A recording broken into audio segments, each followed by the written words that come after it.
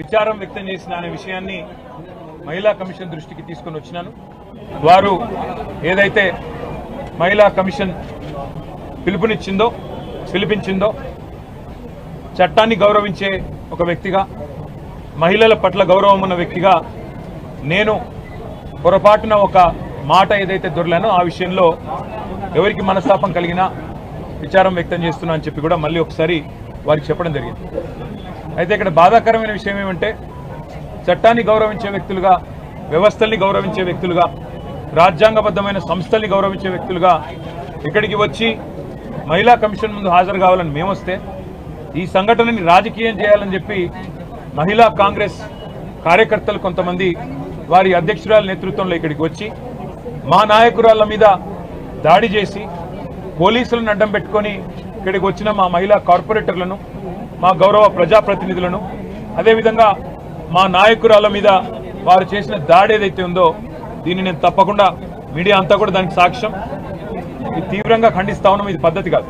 ఎందుకంటే మేము వచ్చింది ఒక సదుద్దేశంతో రాజకీయాల్లో సంస్కారవంతంగా ఉండాలి, వ్యవస్థల్ని గౌరవించాలి, మహిళల్ని గౌరవించాలి. ఎవరమైనా ఒక పొరపాటు చేస్తే దాన్ని సరిదిద్దుకోవాలన్న ఉద్దేశంతో మేము వస్తే ఈ రకంగా వ్యవహరించడం అనేది మంచిది కాదు. ఒకటి. రెండవది, మహిళా కమిషన్ దృష్టికి రాష్ట్రంలో సమస్యలు కూడా, అన్ని విషయాలు కూడా వారికి చెప్పే ప్రయత్నం చేశాం.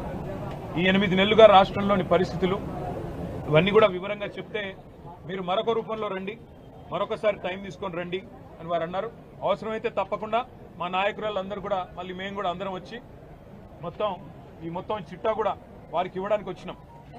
వస్తే రాష్ట్రంలో మహిళల మీద జరుగుతున్న అత్యాచారాలు, ఈరోజు రాష్ట్రంలో ఉన్న పరిస్థితులు, వీటన్నిటిని వివరించడానికి ఇంత పెద్ద మొత్తం విషయం అంతా కూడా తీసుకొని వస్తే మళ్ళీ రమ్మన్నారు. మళ్ళీ కూడా వస్తాం. మా గౌరవం ఉంది వ్యవస్థల పట్ల. కానీ ఈరోజు ఏ వైఖరి అయితే కాంగ్రెస్ పార్టీ అవలంబిస్తున్నదో దాని విషయంలో మాత్రం నేను తీవ్ర అభ్యంతరం వ్యక్తం చేస్తా ఉన్నా. ముఖ్యంగా మా నాయకురాళ్ల మీద, మా కార్పొరేటర్ల మీద, మా నాయకురాళ్ల మీద వ్యక్తిగతంగా దాడి చేయడం, కొన్ని చిన్న వస్తువులు, నెయిల్ కట్టర్ లాంటి వస్తువులతో కూడా దాడి చేశారని చెప్తా ఉన్నారు. మేము పైన మాకు తెలియదు.